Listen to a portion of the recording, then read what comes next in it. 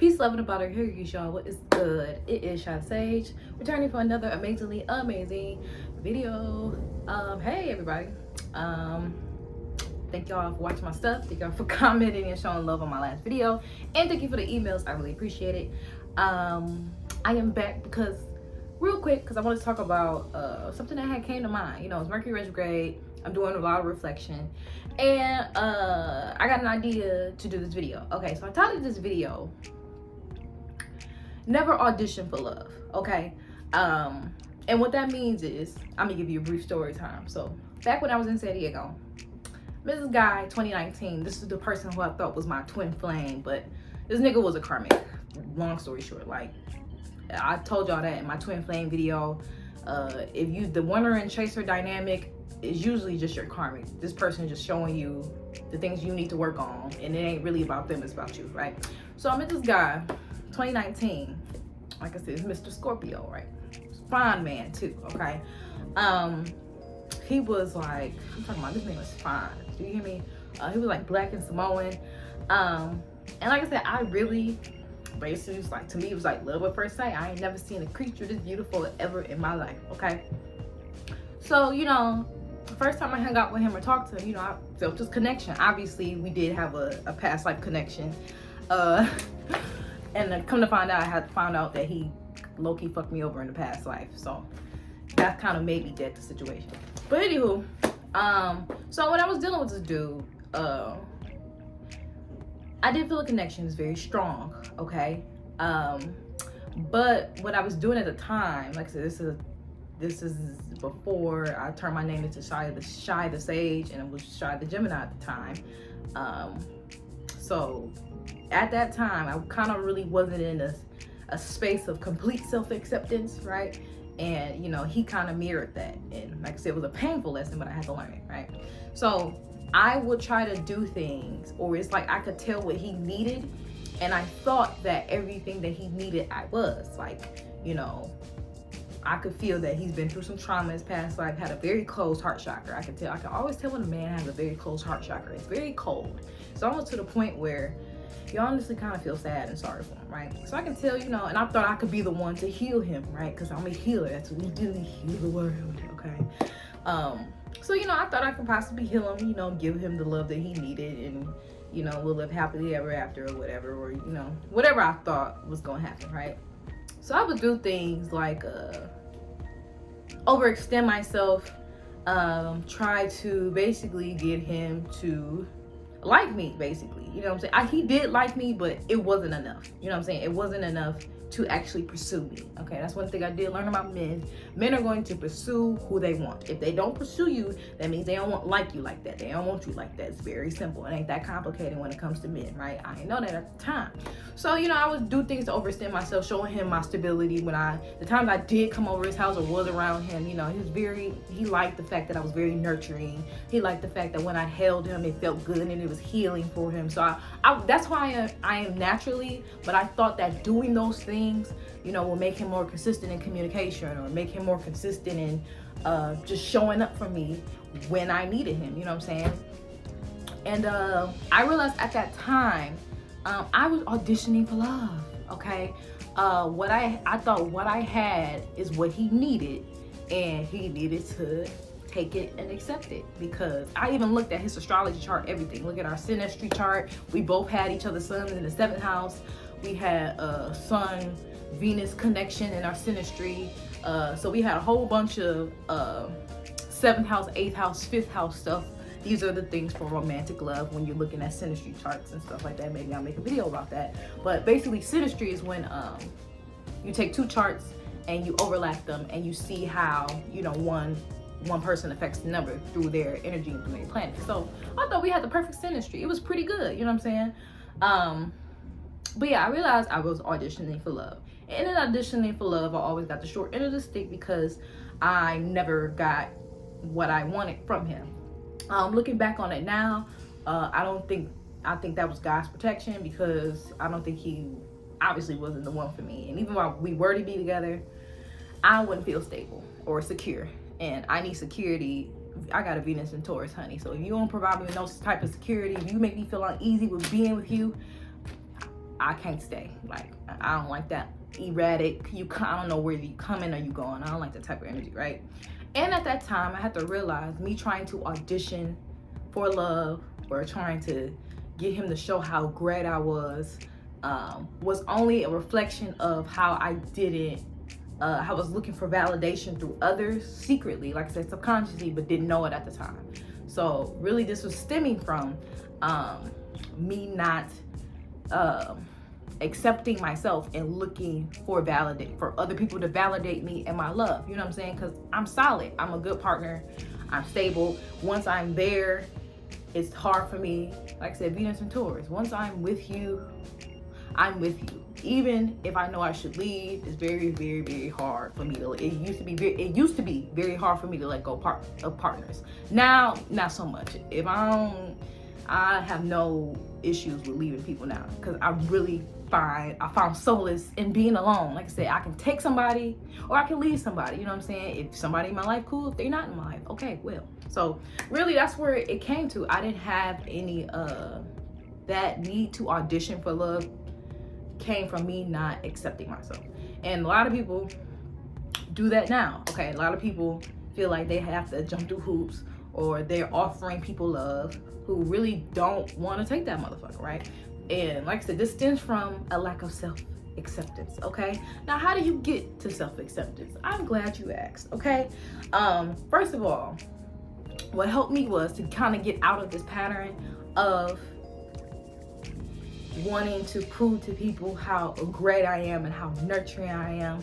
Was I had to really accept my unique qualities. Okay, my qualities are unique to me. You know what I'm saying? So for example, I'm a mystic. I do magic. I hold people accountable. I can see through bullshit. I'm a healer.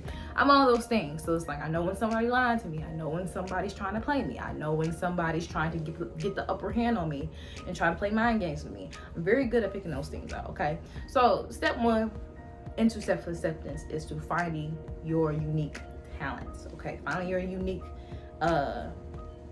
finding what makes you unique. And that's okay. Like I said, whatever is unique to you isn't weird. Okay, if you feel like your unique qualities aren't letting you fit in, fuck it. Because like I said, we live in the matrix, right? You should not want to fit in the matrix. And I was watching a video, I forgot the lady's name, but she was just like, you should take it as a compliment when you don't fit in the matrix.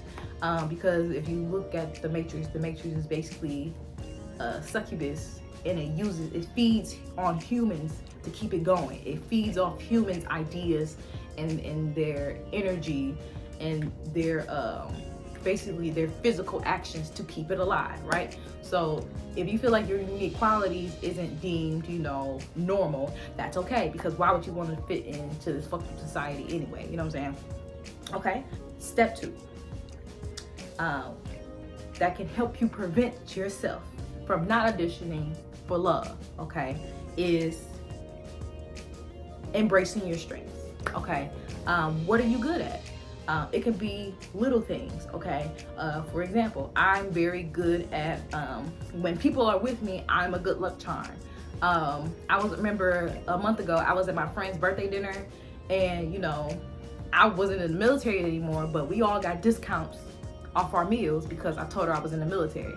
Or like, I remember I was with another friend, and my friend ended up finding some money on the floor because I was with them. Or like, if we going in the club or something like that, like when you're with me, it's just magical shit happens, right? So those are my strengths. You know what I'm saying? I'm like a walking good luck charm, right? That is unique to me, and I've accepted that, right? Regardless of how you feel about yourself, you should never depend on anybody to determine your value, okay? Because if you're doing that, that means you don't feel like you're good enough on your own as yourself. You don't feel like you're worthy enough of being, you don't feel like you're worthy of being loved by just being yourself, right? So at that time, that's why I was overextending myself. I was trying to do, like I said, I didn't do nothing too crazy, but basically I was the chaser in that dynamic.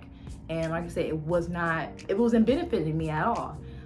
It didn't really, deep down, it really didn't make me feel good, because I'm just like, why am I not getting the results that I want. And at the time, I didn't feel worthy of the love that I deserve now. I didn't feel like it was possible at that time because I had to work through some stuff. I had to go through another little karmic partner to finally get to where I am today, okay? And just know, no matter where you think you are, okay, in your life, or no matter if you don't feel like you have enough money, if you don't feel like you look good, you feel like you shape like a beanbag, it doesn't matter, okay? You are worthy just as you are, because how you're vibrating and how you are, there is somebody who is your counterpart. Like I said, everything has a reflection. So somebody who is going to be somebody out there that thinks just like me, who probably acts like me, who talks like me, like somebody in the world. But you know, you got to get out there and you have to vibrate to find them. Always know that at your lowest, you are worthy. I know y'all saw the Avengers Endgame, where Thor went into this depression and he was beating himself up by, you know, the battle what happened with Thanos. So he let himself go. He's playing video games all day. He wasn't eating healthy. He wasn't being Thor of Asgard. You know what I'm saying? He fell into a deep depression. So you realize, what I realized after that, when he went back in time, in that time loop, and he went back to Asgard to talk to his mom, and he called his hammer back.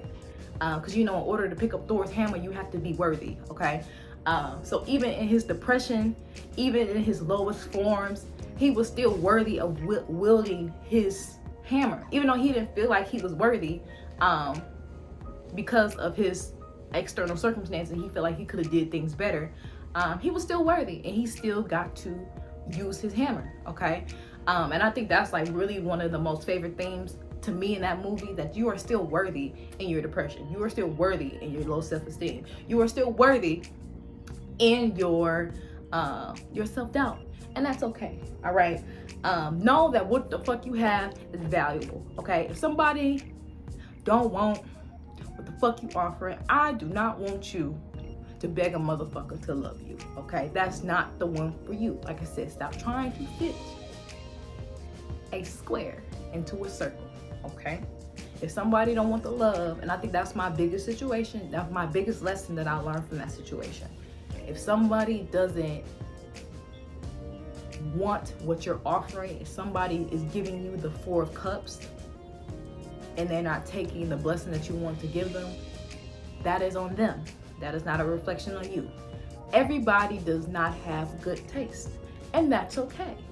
It's your job and it's your obligation to find someone who does have good taste. So fuck them. And I don't want y'all being out here, whether you man or woman, begging somebody or going through hoops to get somebody to love you, or changing yourself or betraying yourself to get somebody to fucking love you, okay? Because like I said, humans, the relationship between humans is damaged because of childhood trauma, okay? That's why most humans have fucked up relationships, especially in the Black community. Black people have been subjugated to trauma for over the past 400 years. And trauma not only just happens in your childhood, trauma is also passed down through your DNA. So most of the things that you feel about yourself, not even your own trauma, this is generational trauma. I had to realize that too. So not only am I working through my own childhood trauma, I'm working through generational trauma that happened before I even existed in this physical body. And then you got to remember too, the world is full of fucked up, traumatized people, okay? You got people here who are so broken, who are so traumatized. Why would you seek validation from fucked up people? Like who? And that's what helped me. And like I said, Atlanta's teaching me a lot. At least a lot of people around here fucked up. And people will try you if you don't know who you are. So be wary of trying to seek validation or trying to get approval from fucked up people, because how the fuck you gonna deem me worthy, but you fucked up and you broken? And usually people will use your love and usurp your love to fill their own voids, okay, to make themselves feel better. And like I said, I don't know about you, but I ain't trying to be nobody's fucking crutch, because, or you might not about to use my love and my nurturing to make yourself feel better about yourself. So stop seeking validation from fucked up ass people. Niggas out here carrying baggage from 20 years ago, okay, hoping to do the same to you, all right? So always be wary of that. Always know, and like I telling y'all, don't take nothing personal in this world. Like I said, most people are walking around with years and decades of trauma. Okay, so if you haven't even worked on your shit, and if your heart is full of shit and your heart is muggy, your heart chakra is closed, who the fuck are you to tell me what the fuck I'm worth? Message. And the whole time when you're trying to love on somebody who you shouldn't be loving on, you're blocking, or you're allowing them to be in the way of the person who's actually supposed to be reciprocating your love. Okay, so we can do that sometimes. Sometimes we can be so fixated on something that's out of alignment with us that what actually is trying to come in, it's blocked, because our mind and our energy is so one-track minded when it comes to what we think we want or what we think will be best for us. And the whole time, it's not. The whole time, the love of your life trying to come in, but you focus on a motherfucker who feel like they can pick you up and put you down, talk to you, not talk to you whenever they feel like it. And the worst thing you want to do is give that person that much power over you. Okay, once you give power, once you give that much power to somebody like that, they become your master. And like I said, we're in a time now where we're becoming our own masters. We don't even worship gods over here. We worship ourselves. Hope y'all enjoyed this message.